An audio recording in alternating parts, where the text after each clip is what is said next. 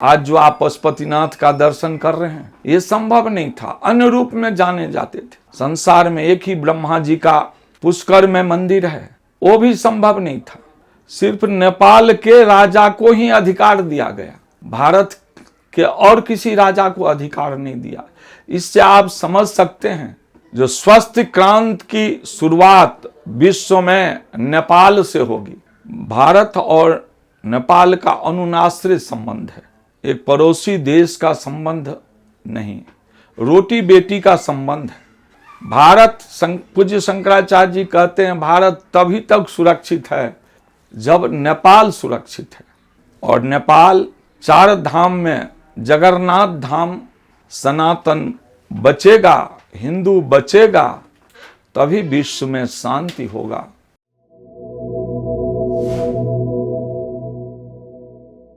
दर्शकवृन्द नमस्कार, बिन्दु पोस्टको बिन्दु वार्तामा यहाँलाई स्वागत छ। आज हाम्रो अतिथि हुनुहुन्छ पूज्यपाद जगद्गुरु शंकराचार्य गोवर्धन पीठाधीश्वर स्वामी निश्चलानन्द सरस्वती महाराजको कृपा पात्र, शिष्य, विश्व ब्राह्मण भूसंशय सम्मानित एवं कलकत्ता हाईकोर्टको अधिवक्ता श्री प्रेमचन्द झाजी। उहाँले पूज्य शंकराचार्य महाराजको सनातन मान हिन्दू रक्षाको लागि भारत एवं नेपालमा अनेक राष्ट्रिय अन्तर्राष्ट्रिय सम्मेलन को संचालित गर्दै आउनु भएको छ। गुरुजी, इस पावन भूमि नेपाल में आपका स्वागत है। बहुत बहुत धन्यवाद।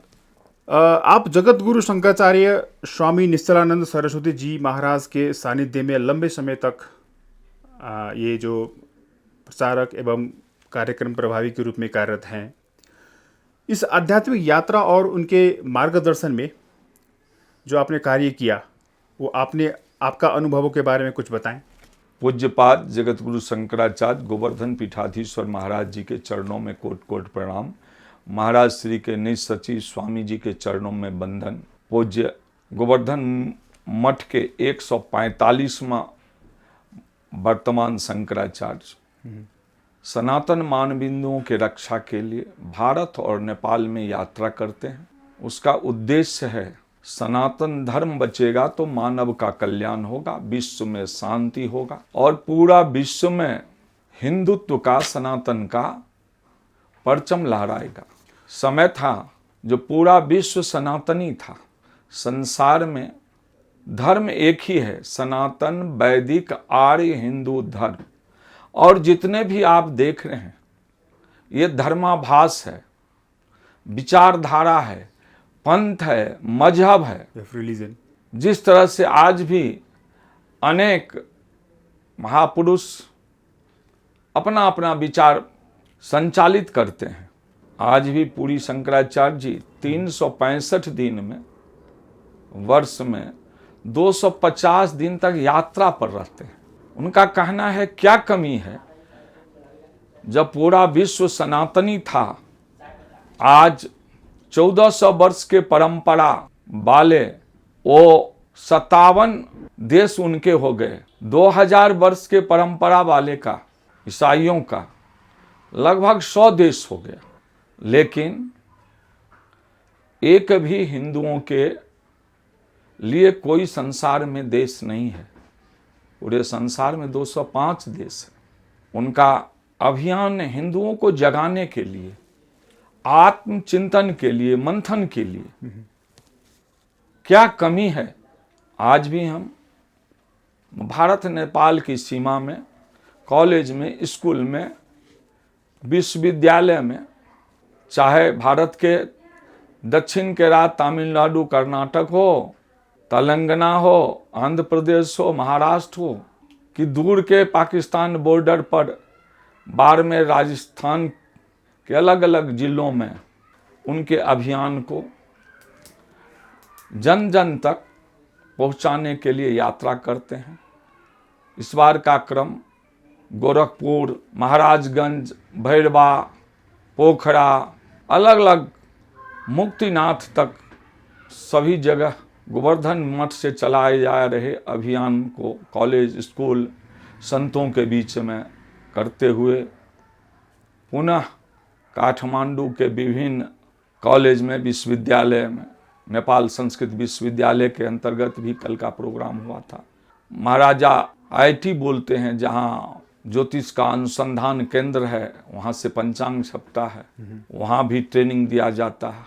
वहाँ भी सैकड़ों प्रबुद्ध नेपाली धर्मपरायण राष्ट्रभक्तों के बीच में कई प्रोग्राम हुआ। ये जो आदि शंकराचार्य जी का दर्शन क्या है, एक आम जो जनता, आम हिंदू, उसको हम लोग कैसे डिस्क्राइब करना चाहेंगे? इस आज से 507 वर्ष पूर्व भगवान शंकर का प्रादुर्भाव भारत के केरल राज्य के कालरी नाम गांव में हुआ। जब हम लोग विधर्मी हो गए थे, अपने अपने शास्त्र सम्मत कर्म को त्याग दिए थे, उन्होंने सिर्फ 32 वर्ष के अवस्था में चारों धाम का पुनरुद्धार कर 4 पीठ बना के कैलाश गमन किए। बोले, जो इस पीठ पर विराजमान होंगे मेरे स्वरूप यानी शिव स्वरूप होंगे। तो सनातन धर्म में उनको चल शंकर बोला जाता है। उनका दर्शन से ही मानव मात्र का कल्याण होता है। शंकराचार्य जी पुरी वाले जो हैं, वो आदि शंकराचार्य जी के परंपरा में गोवर्धन मठ के 145वां शंकराचार्य। ये परंपरा इस कल्प में 1,94,49,49,126 वर्ष के हुए। नारायण परंपरा से 155वां है, 55। सबके पूर्वज भगवान नारायण थे। नारायण के शिष्य ब्रह्मा जी हुए, ब्रह्मा जी के शिष्य वशिष्ठ जी, वशिष्ठ जी का शिष्य शक्ति जी, शक्ति जी के पराशर जी, पराशर जी के वेदव्यास जी, वेदव्यास जी के सुखदेव जी, सुखदेव जी के गौरपाद जी, और गौरपाद जी के शिष्य गोविंद पाद जी हुए, और गोविंद पाद जी के शिष्य आदि शंकराचार्य हुए। ये अभियान मानव मात्र का कल्याण के लिए है, क्योंकि उनका कहना है सनातन बचेगा, हिंदू बचेगा, तभी विश्व में शांति होगा। तो आज के इस भागदौड़ और भौतिकवादी युग में ये दर्शन एक आम इंसान के जीवन में कितना प्रासंगिक और लाभकारी है? उनका दर्शन मात्र से आज के दौर में लोगों के मन में शांति, सुख का अनुभव होता है। हम जो जीव हैं, आजकल आपने ठीक ही कहा, भौतिक में लगे हुए रहते हैं, आध्यात्मिकता को भूलते जा रहे हैं। जब संतों के बीच में, सिद्ध पुरुषों के बीच में, और उसमें भी साक्षात शंकर का दर्शन हो जाता है, तो उसमें एक बहुत बड़ा परिवर्तन आता है। पूर्व पुण्य के अनुसार तो शरीर मिल गया, लेकिन आज के वातावरण में, ये तो कलयुग है, कलयुग तो अपना प्रभाव डालेगा ही, लेकिन जो सिद्ध पुरुष भगवान शंकर का दर्शन चल शंकर का होता है, तो उनका चिंतन आने वाले जीवन के बारे में सोचने के लिए बाध्य करता है। भारत में 4 दिशाओं में स्थापित ये 4 पीठ, पुरी, श्रृंगेरी, द्वारका और बद्री का आश्रम, ये सांस्कृतिक और आध्यात्मिक एकता के स्तंभ माने जाते हैं। वर्तमान समय में इन पीठों की धर्म रक्षा में क्या भूमिका है? भगवान शंकराचार्य जी के रूप में नहीं आते तो हम लोग सनातनी हिंदू नहीं रहते। आज जो आप जाते हैं उत्तर का धाम, बद्रीनाथ जी का दर्शन बद्री वन में करते हैं, विधर्मी सब उनको नारद कुंड में दे दिया, तो उनका दर्शन सुलभ नहीं था। पश्चिम का धाम द्वारका धाम, द्वारकाधीश समुद्र में समा गए थे। पूरब का धाम जगन्नाथ धाम, भगवान जगन्नाथ 164 वर्ष तक पताली हो गए थे, उनका दर्शन संभव नहीं था। हमने कहा भगवान शंकर आए, न कहीं गाली का प्रयोग किए न गोली का प्रयोग किए, सिर्फ शास्त्रार्थ के माध्यम से लोगों को समझा बुझा के चारों धाम का पुनरुद्धार कर 4 पीठ बनाए और कैलाश गमन किए। आज जो आप पशुपतिनाथ का दर्शन कर रहे हैं, ये संभव नहीं था, अन्य रूप में जाने जाते थे। संसार में एक ही ब्रह्मा जी का पुष्कर में मंदिर है, वो भी संभव नहीं था। तो शंकराचार्य जी का दर्शन ही आपको आध्यात्मिक प्रेरणा देता है। नेपाल भारत का संबंध के बारे में भी बात करते हैं। नेपाल और भारत के बीच केवल भौगोलिक सीमाएं नहीं है, बल्कि सांस्कृतिक और आध्यात्मिक हृदय का संबंध है। ये जो हृदय का संबंध है, पुरी मठ और नेपाल के प्राचीन संबंधों पर कुछ प्रकाश डालें। भारत और नेपाल का अनुनाश्रित संबंध है, एक पड़ोसी देश का संबंध नहीं, रोटी बेटी का संबंध है। हमारे भी बहुत सारे रिलेटिव नेपाल के तराई में हैं, काठमांडू में भी हैं।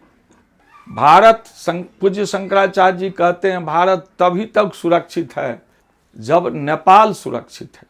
और नेपाल 4 धाम में जगन्नाथ धाम, जो आदि शंकराचार्य द्वारा स्थापित गोवर्धन पीठ है, पूरब का पीठ, नेपाल गोवर्धन पीठ के अंतर्गत आता है, जगन्नाथ धाम के अंतर्गत आता है।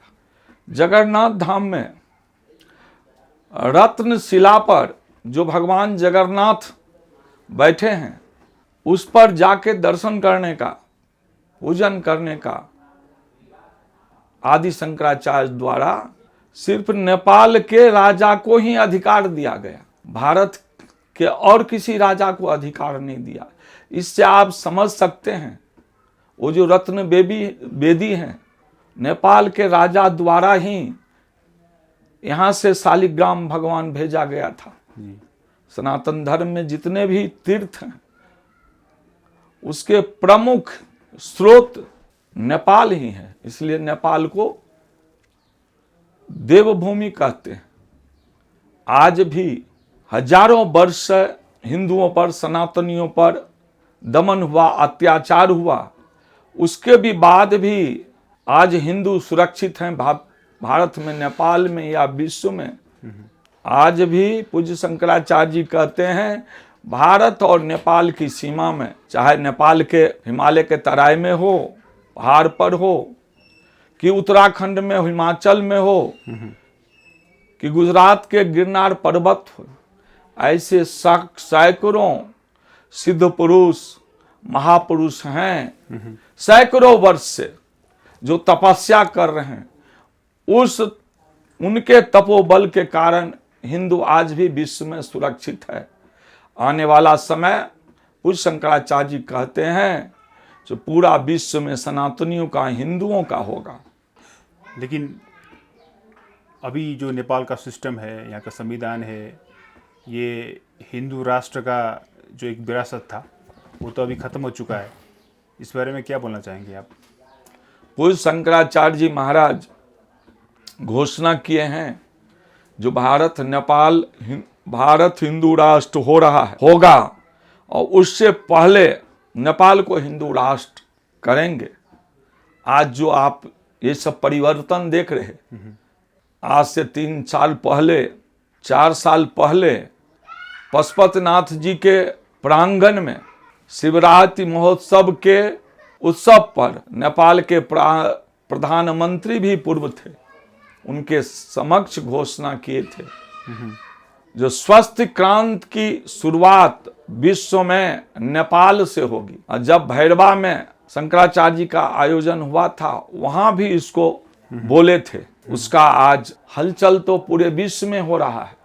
पूरे विश्व में आज लोग जानने लगे हैं जो भारत भी हिंदू राष्ट्र होने जा रहा है। उसका कारण सनातन का 2 अरब वर्ष का इस कल्प में परंपरा है, उसका है। आप देखिए विश्व के सबसे बड़े मुसलमान देश इंडोनेशिया की महारानी भी सनातनी हो गई है। 10,000 से अधिक मौलवी, डॉक्टर, इंजीनियर, प्रोफेसर, समाजसेवी, विद्वान इंडोनेशिया के गांव-गांव में सनातन परंपरा से जुड़ने लगे हैं। जो बीच में विच्छेद हुआ था। जी, अभी कुछ दिन पूर्व टर्की में एक मंदिर का अवशेष मिला। वहाँ के जानकार बताते हैं जो 17,500 वर्ष का अवशेष है मंदिर का। तो जो हमारे शास्त्र में वर्णन है, धीरे धीरे पूरा विश्व सनातन के प्रति, हिंदुत्व के प्रति आकर्षित हो रहे हैं। लेकिन फिर भी कुछ चुनौतियां भी अभी झेलना पड़ रहा है। जैसे वर्तमान वैश्विक परिवेश में हिंदुओं ने कई सारे चुनौतियां झेल रखा है। सो हिंदुओं को अपनी पहचान और अस्तित्व बचाने के लिए किस प्रकार के वैचारिक और सामाजिक बदलाव की आवश्यकता है? उसके लिए सहज तरीका है। पूज्य गोवर्धन पीठाधीश्वर महाराज जी 2015 से भारत और नेपाल के जितने बड़े बड़े साइंटिफिक संस्था हैं, वैज्ञानिक संस्था हैं, औद्योगिक संस्था हैं, आध्यात्मिक संस्था हैं, जाके सनातन धर्म की विशेषता के बारे में बता चुके हैं। भारत का जो प्रमुख वैज्ञानिक संस्था है, हजारों वैज्ञानिक के बीच में इसरो में उनका विज्ञान पर प्रवचन हुआ था। Bhabha atomic research centre Bombay में अणु और परमाणु पर हुआ था। एम्स न्यू दिल्ली में मेडिकल साइंस पर हुआ था। चार्टर अकाउंटेंट एसोसिएशन बम्बई में फाइनेंस पर हुआ था। IIM अहमदाबाद में मैनेजमेंट पर हुआ था। IIT Kanpur, IIT Roorkee, IIT Patna, अलग अलग जो IIT हैं, IIT BHU में महायंत्र पर प्रोग्राम हुआ था। जूनागढ़ एग्रीकल्चर यूनिवर्सिटी में एग्रीकल्चर साइंस पर बोले थे। प्राइवेट हो, सरकारी, DY पाटिल यूनिवर्सिटी पूना हो कि लवली प्रोफेशनल यूनिवर्सिटी जालंधर हो, ऐसा कोई प्रमुख संस्थान नहीं है भारत और नेपाल में। शायद आप जानते हैं, पत्रकार महोदय, आप भी थे, आपके सहयोगी भी थे। त्रिभुवन विश्वविद्यालय में भी इनका प्रोग्राम हो चुका है जी। विश्व आज पूरी शंकराचार्य सुनने के लिए बाध्य हो गए हैं। ये चेतना की क्रांति, गोवर्धन मठ पूरी यूट्यूब पर आप लिखेंगे तो आपको सभी समझ में आ जाएगा, सभी समस्या का समाधान मिल जाएगा। कृपया कमेन्ट बक्समा आफ्ना विचारहरू लेख्नुहोस्। हाम्रो च्यानललाई सब्स्क्राइब गरी बेल आइकन थिच्नुहोस् ताकि नयाँ भिडियोको नोटिफिकेसन तपाईलाई सबैभन्दा पहिले प्राप्त होस्। तपाईको साथ र समर्थनको लागि धन्यवाद।